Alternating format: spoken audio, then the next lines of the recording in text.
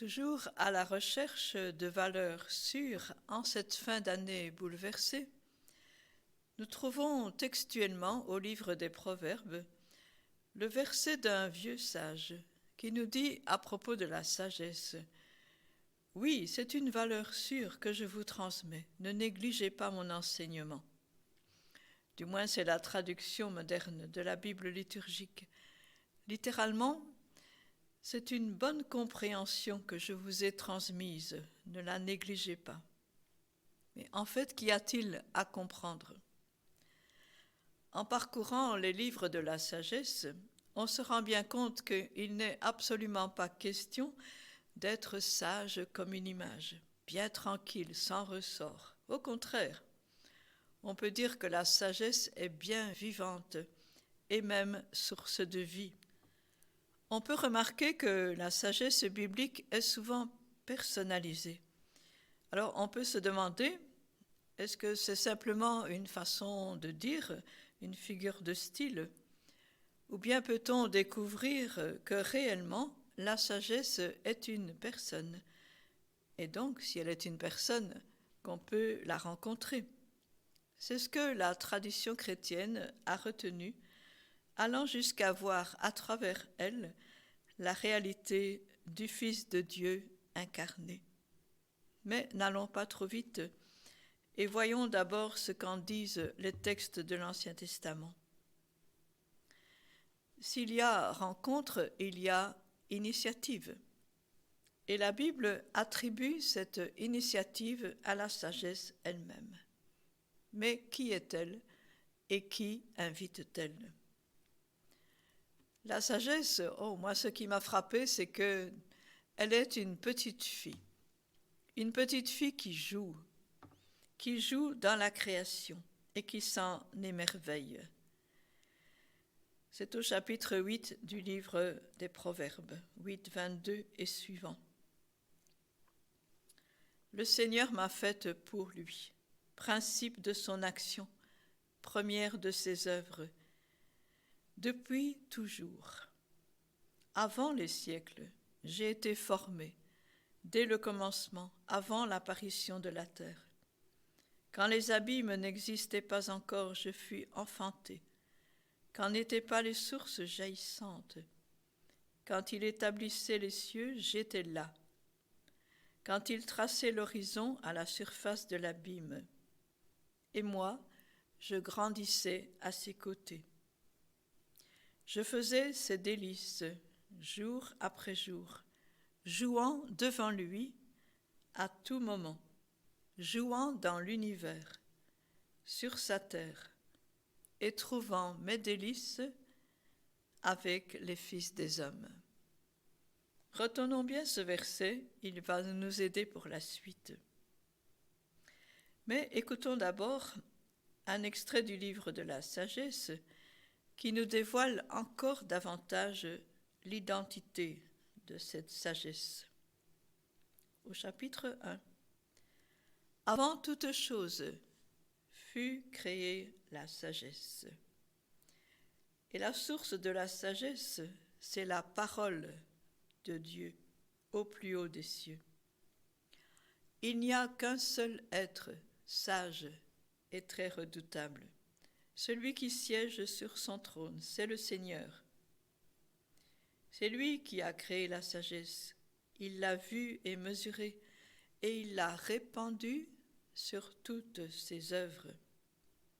Parmi tous les vivants, dans la diversité de ses dons, et ceux qui aiment Dieu en ont été comblés. L'amour du Seigneur est une éminente sagesse. Dieu en accorde une part à ceux dont il veut se laisser voir. Il y a beaucoup de termes intéressants. On a vu que la sagesse veut faire ses délices avec les enfants des hommes. On dit ici que Dieu voudrait se faire voir. Et le verset 15 dit « Elle a bâti son nid chez les humains, fondation d'éternité. Elle sera fidèle envers leurs descendants. » Voilà, c'est là qu'il met son délice avec les enfants des hommes elle a décidé de faire son nid chez eux, et pas de façon passagère. Elle sera fidèle, elle reviendra toujours à ce nid. Et devenue grande, elle cherche les hommes avec la passion d'une vierge en quête d'amour et avec la ferme tendresse d'une mère. Au chapitre 9, il est dit, dans le livre des Proverbes, elle vient à la rencontre comme une mère. Comme une épouse vierge, elle accueillera celui qui la cherche. Elle-même le nourrit du pain de l'intelligence et lui donne à boire l'eau de la sagesse. Et au chapitre 24, je suis la mère du bel amour, de la crainte de Dieu, de la connaissance et aussi de la sainte espérance. J'ai reçu toute grâce pour montrer le chemin et la vérité. En moi est toute espérance de vie et de force. Venez à moi, vous qui me désirez, rassasiez-vous de mes fruits. C'est son invitation. Et pour la rendre plus large, elle sort en public pour inviter à venir à elle. Chapitre 8. N'est-ce pas la sagesse qui appelle, la raison qui élève sa voix? En haut de la montée sur la route, postée à la jonction des chemins, près des portes, aux abords de la cité, à l'entrée des passages, elle clame. Mais c'est vous, les humains, que j'appelle. Vous qui êtes encore naïfs, devenez habiles, devenez raisonnables. Écoutez-moi bien, mon discours est capital. J'ouvre mes lèvres pour dire la vérité, la droiture. Oui, c'est la vérité que je ne cesse d'annoncer. Les paroles de ma bouche ne sont que justice. En elles, il n'y a rien d'oblique ou de retort. Et moi, j'aime ceux qui m'aiment. Ceux qui me recherchent me trouvent. Et elle s'adresse en fait à ce qu'il y a de meilleur en l'homme, sa quête de sens, son amour de la vérité, sa droiture, sa lutte pour la justice, son aversion pour tout ce qui est retort, malfaisant et surtout pervers. Qui n'aurait donc envie de la suivre, de répondre à son invitation? Mais elle constate que beaucoup passent sans s'arrêter, complètement indifférents. Ce qu'il dit ne les intéresse pas. Mais elle ne se décourage pas, car elle sait qu'en elle, il y a le bonheur offert. Alors elle élève encore plus la voix pour surmonter le tumulte de la foule. La sagesse au dehors lance un appel. Au-dessus du tumulte, elle crie. À l'entrée des portes de la ville, elle tient ce discours. Combien de temps encore allez-vous aimer l'étourderie, c'est-à-dire la superficialité? Jusqu'à quand tournerez-vous le dos quand je vous appelle?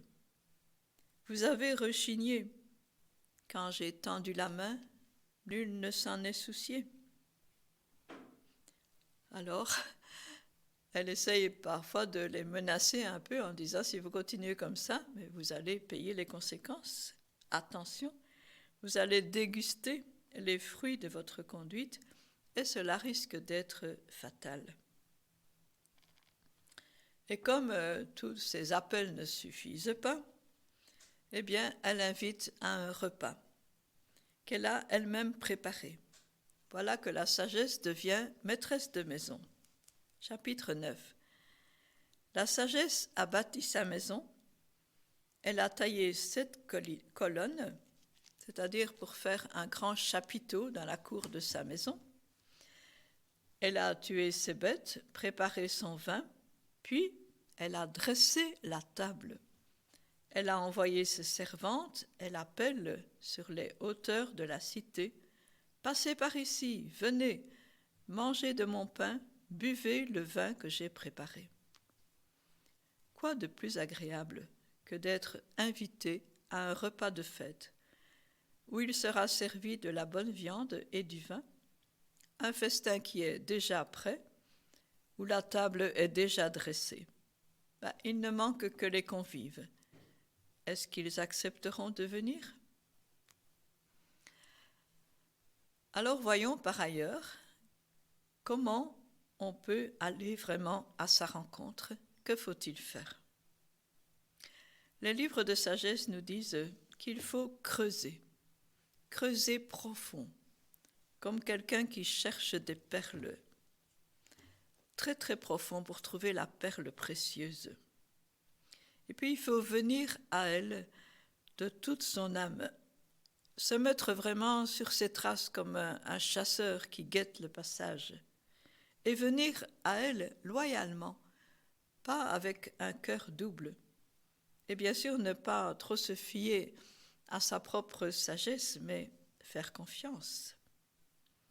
On peut trouver cela au chapitre 14, au chapitre 3. Ce sont des versets épars. Il faut lire tous ces livres de sagesse, c'est magnifique. Et puis, non seulement il faut venir, mais se rapprocher. Se rapprocher pour être capable d'écouter. Et les livres disent qu'il faut veiller à sa porte, monter la garde devant elle, camper tout près, même regarder par la fenêtre, écouter à la porte. Et non seulement ça, mais lui ouvrir sa propre porte. Et même tout ventre pour l'acquérir. Chapitre 4, verset 7. Et ensuite y tenir, ne pas la perdre de vue, ne pas l'oublier. Et pour cela, attacher la fidélité et la loyauté à son cou, les inscrire sur les tablettes de son cœur. Et accepter que ce n'est pas facile, surtout au début. Siracide au chapitre 2 dit « Mon fils, si tu viens te mettre au service du Seigneur, prépare-toi bien à l'épreuve. Fais-toi un cœur droit et tiens bon. Ne t'agite pas à l'heure de l'adversité. Attache-toi au Seigneur, ne l'abandonne pas. Tout ce qui peut arriver, accepte-le, sois patient, car l'or est vérifié par le feu, et les hommes agréables à Dieu, éprouvés par le creuset des exigences, dans les maladies comme dans le dénuement, et foi en lui.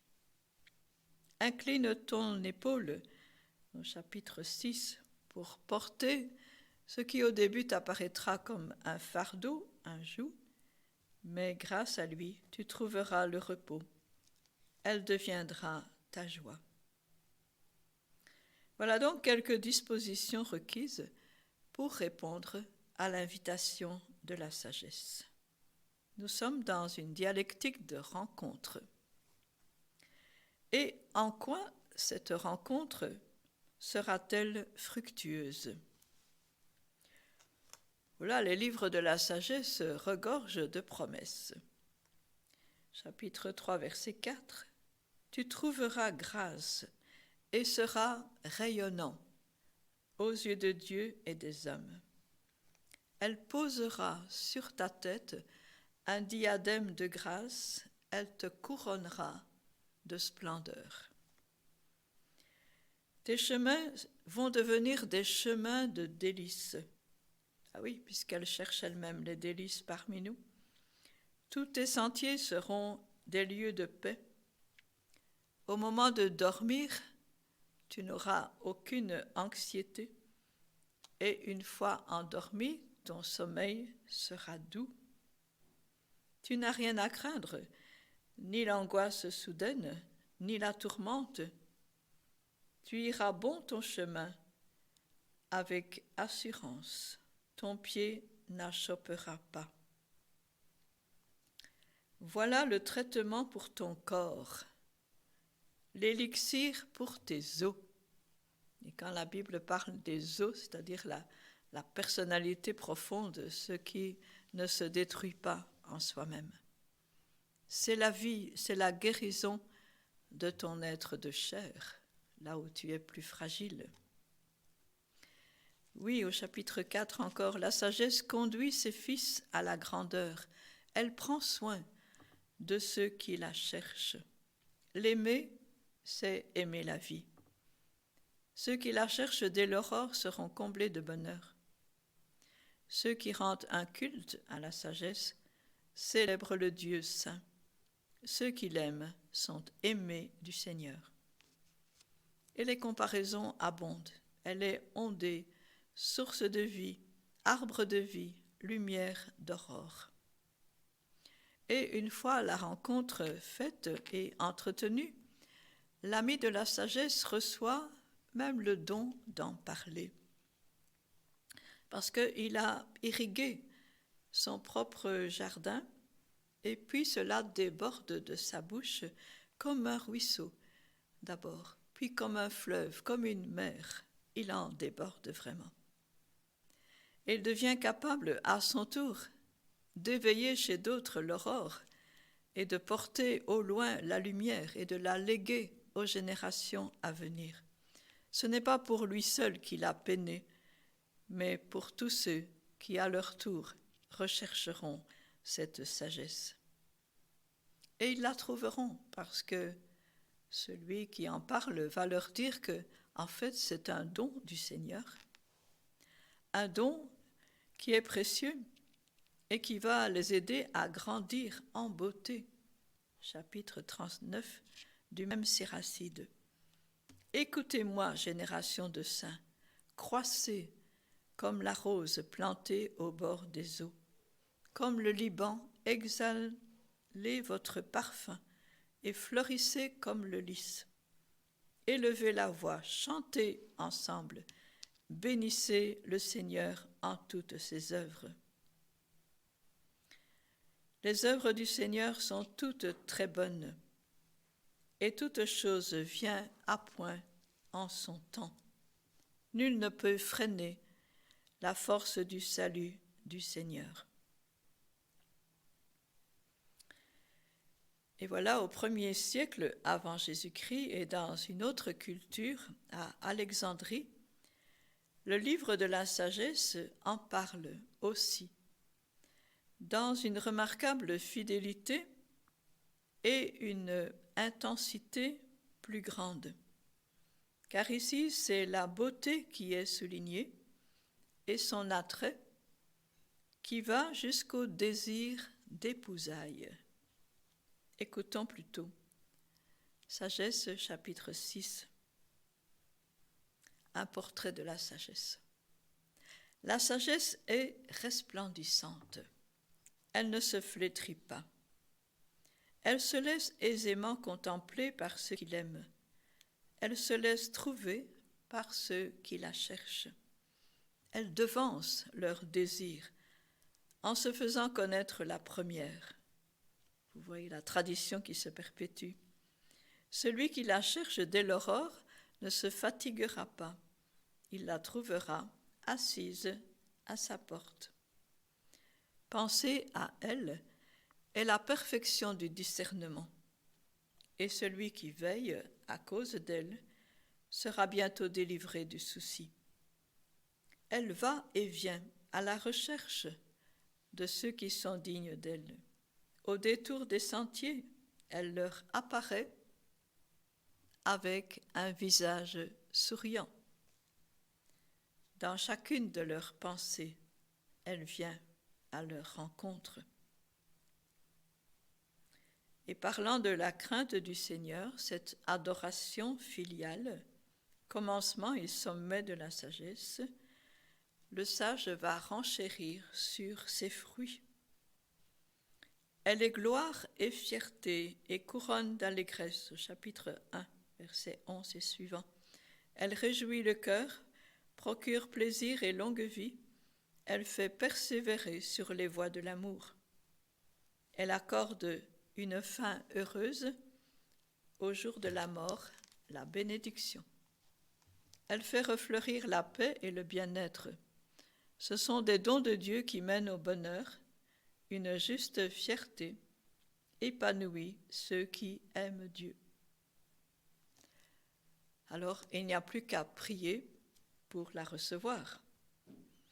Au chapitre 7, l'auteur de ce livre de la sagesse dit, dans la bouche du roi Salomon, qui est le sage par excellence, « Aussi j'ai prié, et le discernement m'a été donné. J'ai supplié, et l'esprit de la sagesse est venu en moi. Je l'ai préféré à tout, au trône, à la richesse, à la santé, à la beauté. Je l'ai choisi même de préférence à la lumière, parce que sa clarté ne s'éteint pas. Et avec elle me sont venus tous les biens. Et j'ignorais qu'elle en était aussi la mère. Et maintenant, ce que j'ai appris, je le partage sans réserve. Je ne veux rien dissimuler de ses richesses. La sagesse est pour les hommes un trésor inépuisable. Ceux qui l'acquièrent gagnent l'amitié de Dieu. Il y a dans la sagesse un esprit.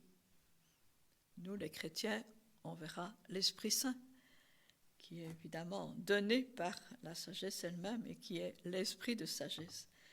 Et voyons les qualificatifs qu'on donne à cet esprit, c'est magnifique.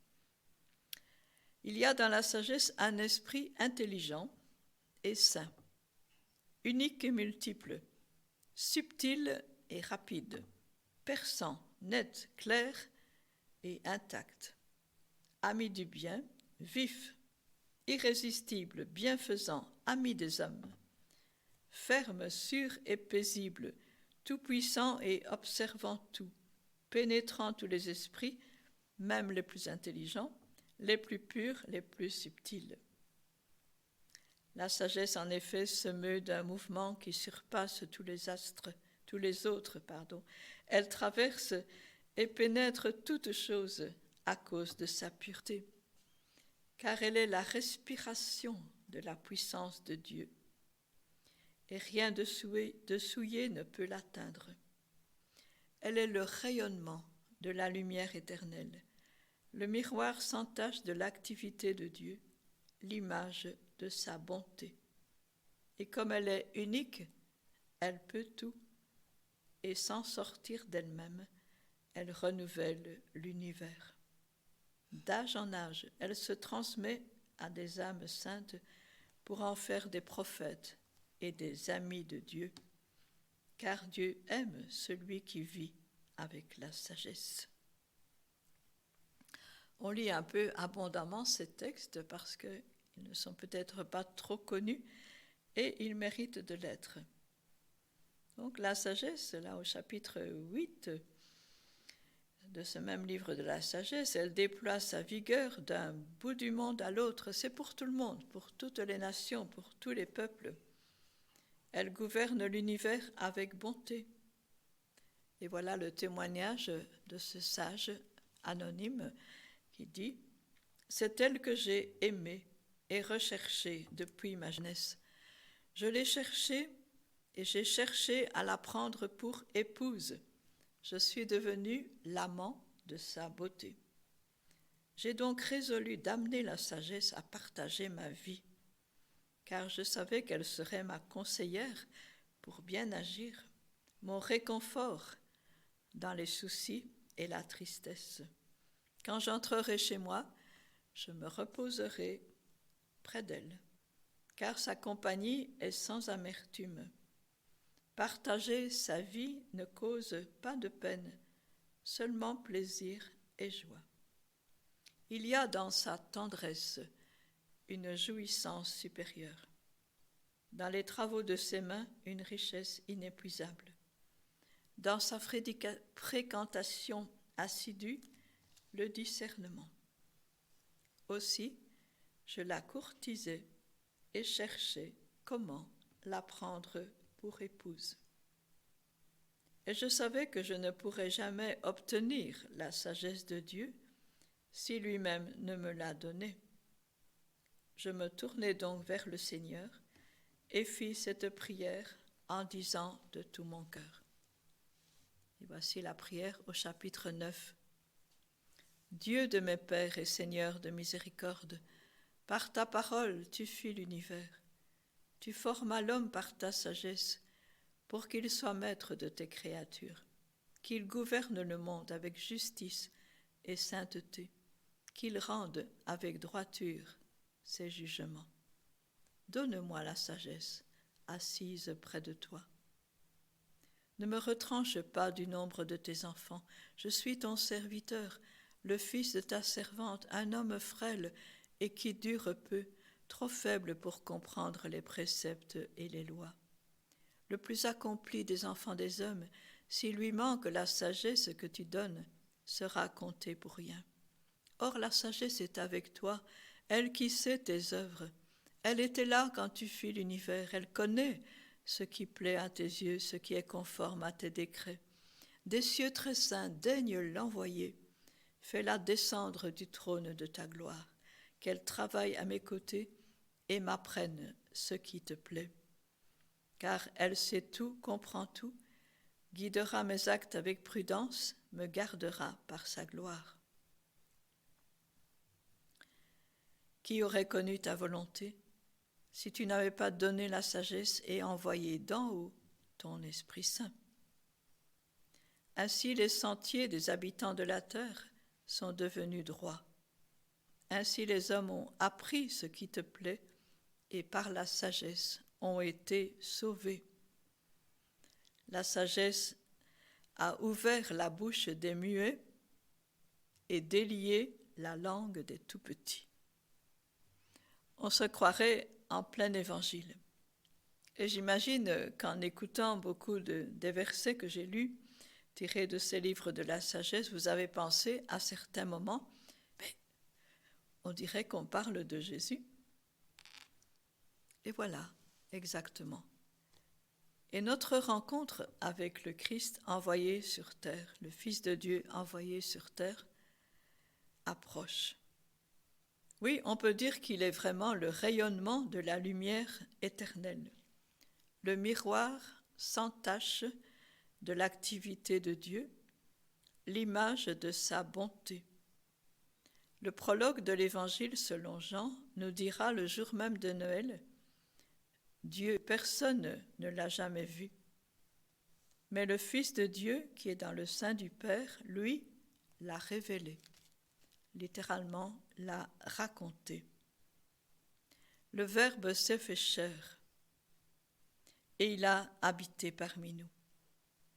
Il est descendu et littéralement il a dressé sa tente parmi nous.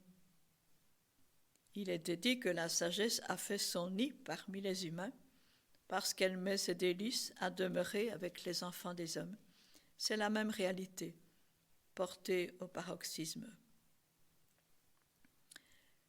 Et la seule fois où le mot « sagesse » est sur la bouche de Jésus lui-même dans l'Évangile, c'est lorsqu'il se plaint de ce que les gamins ont joué de la flûte et on n'a pas dansé.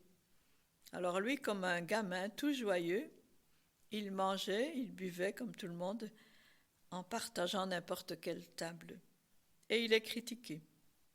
Voilà, c'est un ami des publicains et des pécheurs.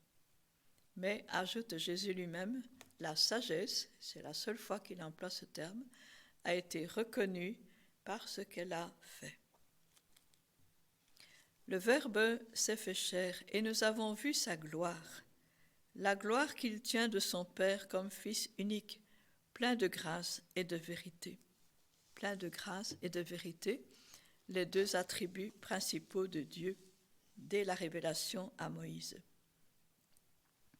Oui, comme son Père, le Verbe qui le manifeste, nous avons dit que Dieu voulait se faire voir, et voilà, c'est fait maintenant à travers Jésus. Le Verbe comme son Père est plein de grâce, c'est-à-dire d'amour fort, gratuit, concret et plein de fidélité. Il nous le raconte tout au long de sa vie terrestre en accueillant les blessés, les paumés, les malades, libérant ceux qui étaient sous l'emprise d'esprits mauvais, proclamant la joie du royaume, multipliant le pain et le vin pour la multitude. Comme la sagesse, il prend la parole, voyant les foules désemparées, et il les enseigne longuement, dit le texte de l'Évangile. Et on reste à l'écouter des heures et des heures sans se fatiguer. Un jour, au temple, en plein pendant la fête des tentes, il dit à pleine voix, en reprenant l'appel de la sagesse, « Si quelqu'un a soif, qu'il vienne à moi et qu'il boive, celui qui croit en moi. » La confiance, la foi, bien sûr, est requise pour boire au fleuve d'eau vive qui jaillissent de son cœur. Car cette eau vive, c'est l'Esprit lui-même, l'Esprit Saint, cet esprit qui, au dire du livre de la sagesse, comme nous l'avons lu, est intelligent, saint, subtil, perçant, clair, intact, ami du bien, bienfaisant, ami des hommes, ferme, sûr et paisible, etc. Il était dit que la sagesse elle-même est amie des hommes et qu'elle en fait des amis de Dieu. Et nous l'avons vu au soir de la Cène, Jésus dit à ses disciples, « Je ne vous appelle plus serviteurs, mais amis, car je vous ai fait connaître tout ce que j'ai appris chez mon Père depuis le commencement de toute éternité. » Et tous les fruits que nous avons vus découler de la compagnie de la sagesse, le Christ les produit aussi dans les cœurs de ceux qui quittent tout pour le suivre. Il dit lui-même, « Vous recevrez le centuple. Je suis venu pour que vous ayez la vie et la vie en abondance. Venez à moi et je vous donnerai le repos, la paix que je vous donne, ma joie en plénitude, grâce sur grâce, dit le prologue de Saint Jean. » La sagesse se plaignait qu'on ne répondait pas à son appel. On préférait rester dans les habitudes invétérées. Et Jésus lui-même raconte les paraboles où le maître du festin invite largement et puis les invités refusent de venir. Alors il faut aller sur les places, dans les rues, appeler n'importe qui parce que le festin, il est prêt. Et dans un extrait que je n'ai pas lu, le livre de la sagesse, à un moment donné, percevait que le juste parfois peut déranger les gens et qu'on veut le supprimer. Mais bien sûr, à cette époque, on n'allait pas imaginer que ce juste pouvait être Dieu lui-même, venu vivre avec les hommes. Jésus, miroir parfait de la bonté divine. Pourtant, on a voulu le casser, ce miroir, parce que ça ne correspondait pas à l'idée qu'on avait de Dieu. Et on a voulu s'en débarrasser à tout jamais. Alors, dans le Christ Jésus, se révélera la vraie sagesse de Dieu qui va jusqu'au sacrifice, jusqu'à la croix, pour rester fidèle à demeurer avec les hommes, quoi qu'il arrive. Et c'est alors la folie du message, comme dit saint Paul dans la première épître aux Corinthiens. Et c'est par la folie de la croix, qui est en fait la vraie sagesse de Dieu, que les hommes seront sauvés. Je vous annonce une grande joie, chantent les anges, à l'adresse des bergers la nuit de la naissance du Fils unique. Je vous annonce une grande joie, il vous est né un sauveur. On ne peut pas séparer Noël et Pâques. Et pendant des siècles, les chrétiens ne fêtaient pas Noël, mais seulement Pâques, la fête des fêtes, et se réunissaient chaque dimanche en mémorial de la résurrection. Au IVe siècle seulement, ça nous le savons, pour remplacer une fête païenne située au solstice d'hiver et pour célébrer le soleil invaincu, l'Église a voulu fêter son soleil levant, qui lui est sans déclin, vainqueur de toute obscurité et de toute mort, le Christ ressuscité, sorti de l'ombre de la mort et décidé à rester encore avec les hommes par un attachement encore plus fou et espérant trouver des disciples qui allaient suivre humblement, pauvrement, le même chemin que lui pour apporter la bonne nouvelle au monde. Il a fallu le XIIIe siècle pour que saint François, fin contemplatif de l'humanité du Christ, de la chair du Christ, ose représenter le mystère par une crèche bien vivante.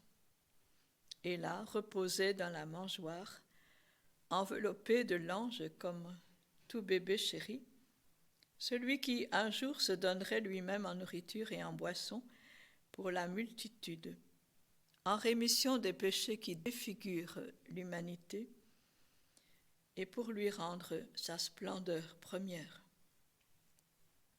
Noël est devenu une fête touchante, imprégnée d'espérance, fragile comme un nouveau-né, censé se menacer, mais son mystère reste intact.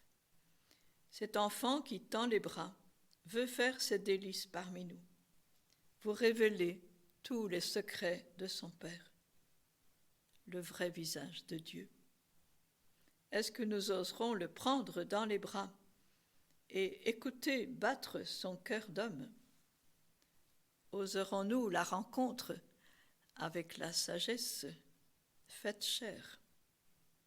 Si oui, joyeux Noël, très bonne année en sa présence paisible et pacifiante, fructueuse rencontre décisive. Et juste en terminant, je voudrais vous lire un extrait du théologien Maurice Zindel que j'ai trouvé juste ce matin sur Facebook. Il dit ceci: « Le miracle de Noël est de nous mettre en face du Dieu enfant qui ne fait appel qu'à notre générosité. Ce n'est plus un maître qui fait peur, c'est un amour qui sollicite le nôtre. Tout le sens de la création est changé par cet avènement. Elle ne peut plus s'imposer au dehors comme un événement étranger. Elle est le dialogue des fiançailles, où le oui de Dieu a besoin d'une autre pour obtenir son effet. Le Dieu enfant est remis entre nos mains, comme il était confié à sa mère, pour vivre en nous, comme le grand secret d'amour où notre existence respire et où le monde trouvera la paix qu'aucune diplomatie n'est capable de lui donner. Joyeux Noël encore et bonne année dans cette rencontre fructueuse et décisive.